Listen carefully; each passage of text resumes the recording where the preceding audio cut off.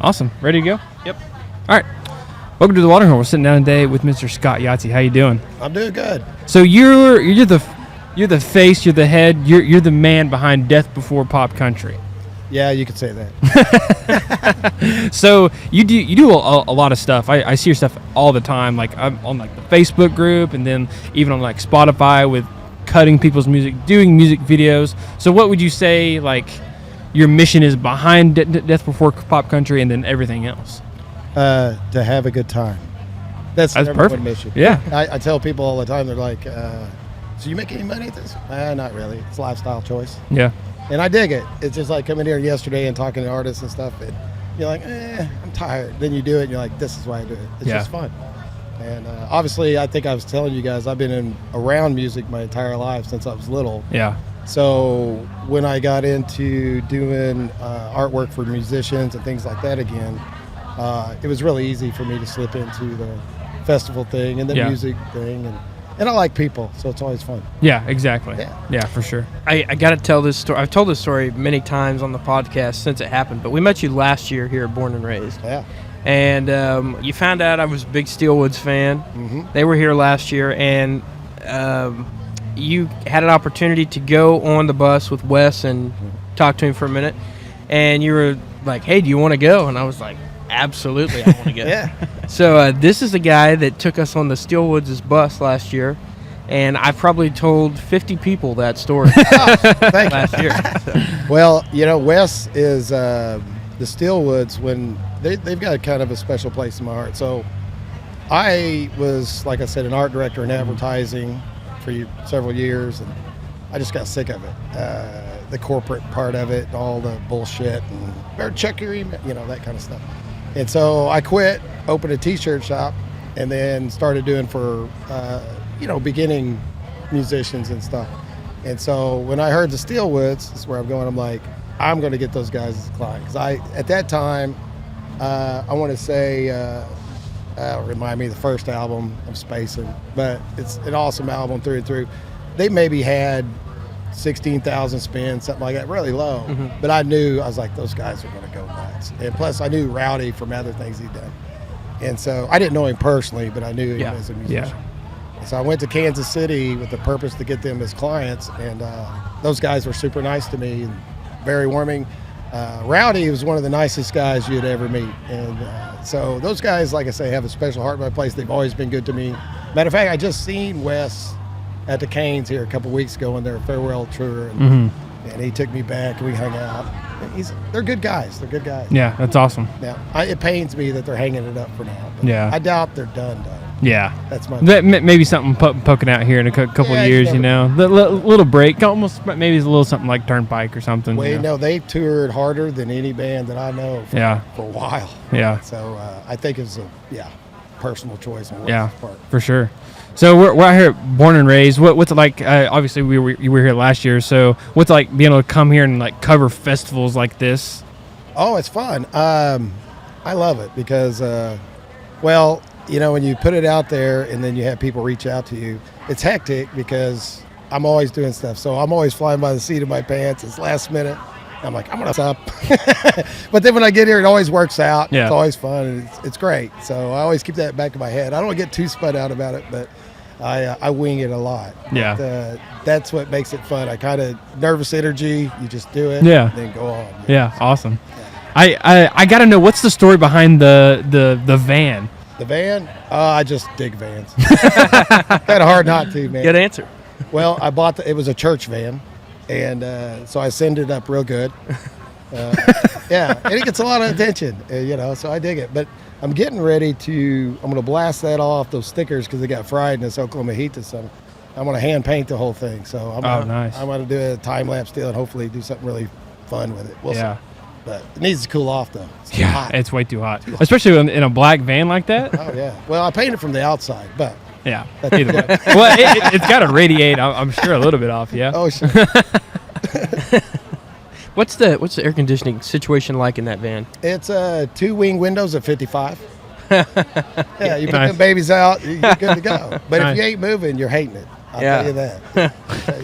If you're camping in it, you better have a damn fan. Yeah. That's hilarious. Yeah, van fan. There you go. So what all people have you gotten to like produce their music, shoot music videos for? Well, I've done. Fortunately for me, I've like J.R. Carroll, Colton Jesse. Those guys did really well for the label. Casper McWade was the first guy that we did an album for, which that was a little different. That was a whole full album. I don't recommend that for anybody. But Yeah. But doing the 2-song or 3-song releases. So Colton Jesse, those guys, Brandon Bethel, Wyatt Flores, Flores. We shot videos and stuff with it. He's not on label, but like Wyatt Baker, Carly Nash, just different people. Yeah. I should explain what the label is kind of really about. So I'll use JR for example. So JR had one song that he just had in the back of his pocket. He wasn't really big on it, wasn't going to record it, and so I'm like, you want to come in and lay something down? And he's like, sure. So he was tossing me a song that he really wasn't going to put on an EP or anything like that. Well, it turned out to be his number 2 song. Yeah. So the label's kind of there for projects that someone may have in the back pocket, but they don't really want to attach it to their bigger projects. And so I find opportunity in that. And then usually when I get somebody like JR or someone I know is going to do well, I'll try to slip in the studio because I already got studio time. And I should get a plug in to Tea Garden Studios out of Tulsa, by the way. Those guys have always treated me great. David Tea Garden is one of the Silver Bullet band members. Yeah. Drummer for them. And his son is drummer for JR now. Wow. But he's here somewhere. But anyway, so if we have studio all day, then I'll try to slip in guys that are just trying to get some music out there so they have something to send people, local artists or people just, trying to get a foothold and get something out there. Yeah, for sure. We kind of started something similar, kind of different, but similar. We do this thing called GC&HM Sessions. Mm-hmm. So we basically focused it in on like very, very local people in Stillwater, and we do it like in my office. We like put foam on the walls and like hang sheets up, and we record everything in there. And it's usually just like a handful, 1 or 2 songs, 3 songs. You're a lot more sophisticated than I am. If you guys ever come to Claremore, you'll have to come hang out in the saloon. The saloon is just basically my garage that I turned into like a 1970s dive bar. Okay. Nice. Like literally, the stools are from an old VFW, and I built the bar and just got all kinds of old crap in there.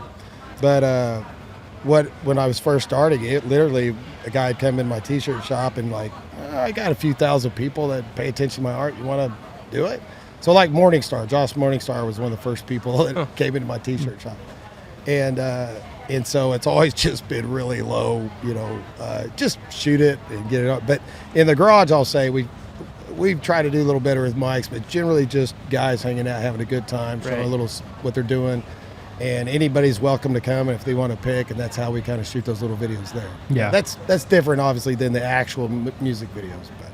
But it's a very, very hillbilly way to do things like that. Or I should say Okie way of doing things. Yeah, there you go. So last year, I was actually, you gave me a couple T-shirts to wear around and stuff. I got some more free ones if you guys want in the back of the van. Might have to explore that. Just hop on around to the back of the van, Jagger. Take your pick.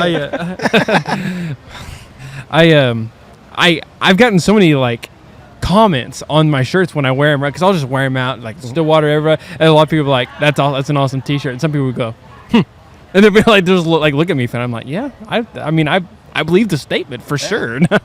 Well, I get a lot of this, especially the van. I've had people drive me off the road, but they'll come up next to me, like trying to get my attention. I'm like, what the hell are they doing? That happens all the time. Yeah. I'm like, one time coming back from Canes, some guy just was hauling ass by me. I was like, what the hell are they doing? And some guy put his ass completely out of the truck and filmed the van the whole way. My God. I'm like, they're going to die. Anything for the clip, I assume. Yeah. Well, I'd love to see the video. I wish I knew what happened to because that'd be pretty cool. Who knows? So as far as the lineup goes for these 3 days, who are you excited to see out here? Well, I was really excited to hear Cody Canada. Cody Canada and Brent. Of course, Junior, I was excited to see him. I haven't seen him in several years, and he put on a really good show last night. Outside of that, man, honestly, I just kind of float and grab what I can, or I try to hear musicians I may not know that I haven't seen before. So Yeah. that's kind of what I do, man. Yeah. And I end up doing a lot of people yelling in my ears, trying to listen to music. Okay. As you guys can imagine. Yeah. So there's a lot of that. Yeah. So what's one band that you haven't like seen either today or tomorrow that you're like, I definitely need to go check them out?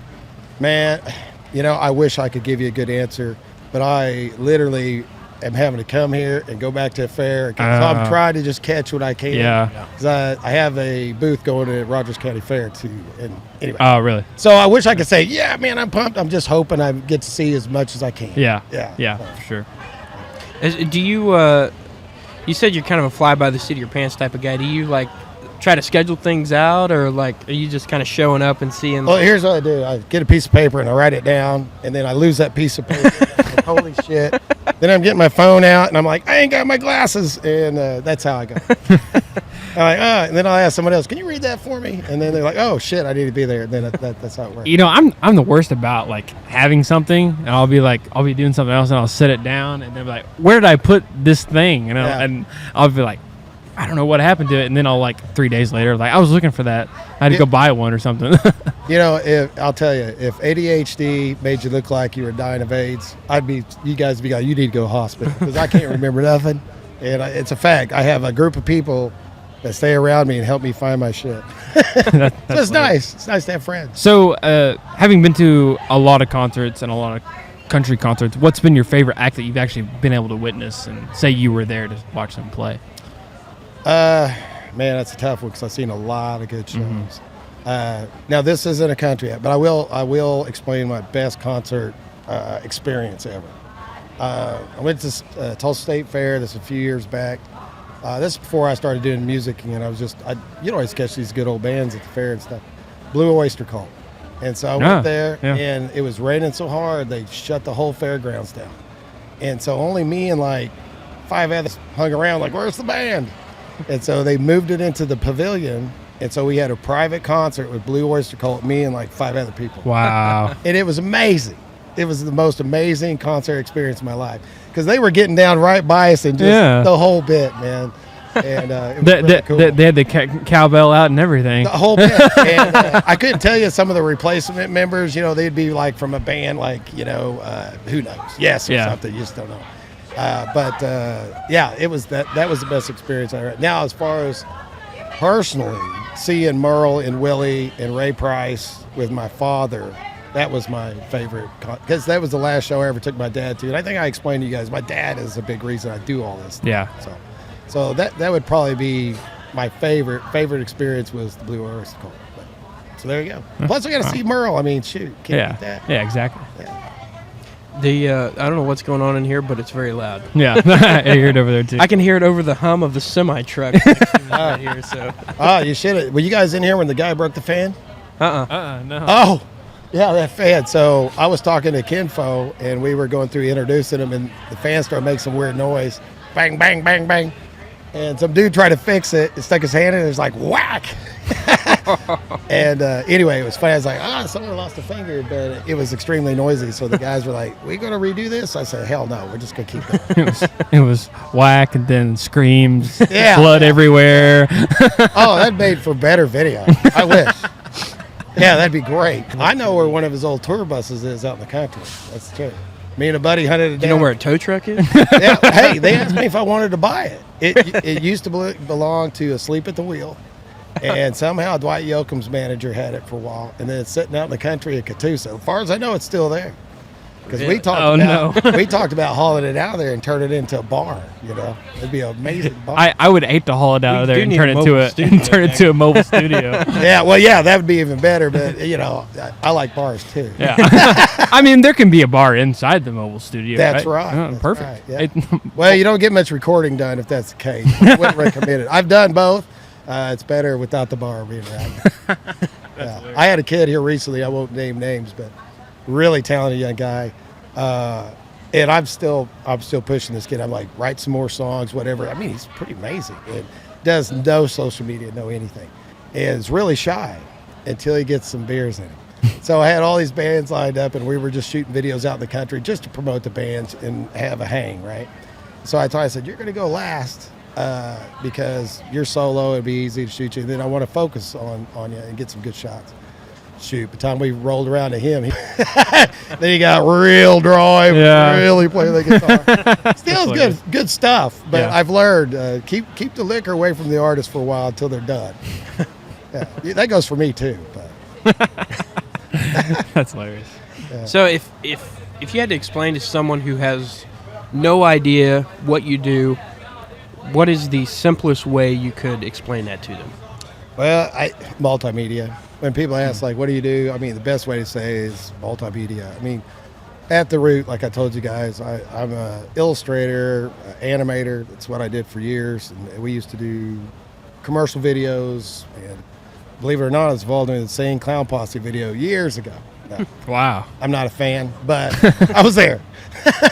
But so it's a little bit of everything. So when I did the T-shirt shop, what I realized there was a niche, however you say it, for these guys that couldn't get some of that stuff, you know. And funny enough, just in the last 6-7 years I've been doing this, whatever, you could do so much more on a phone now than you could just 4 or 5 years ago. Yeah. You know.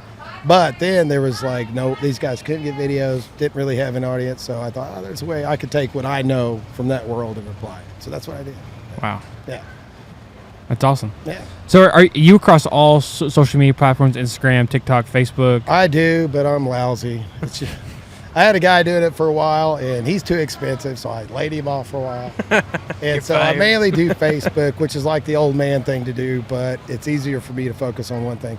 Now, moving forward, we're hoping to do more of that. We got some people lined up, and I actually got some help now. So I'd like to see more from TikTok and things like that. Yeah. I kind of picked my poison, right? So, Yeah, for sure. Well, we will link all of that stuff in the description so people can check you guys out. And we appreciate you taking some time to. It's everywhere. Perfect. Okay. Yeah. We appreciate you taking some time to sit down and talk to us, and hopefully we can all get some good artists coming through here later. Yeah. Hopefully I'll see you guys again. I'm going to try to hook you all up with some new podcast stuff. So let's do it. What happens. Yeah. All right. Awesome. Sweet. Thank you. All right. Thank you.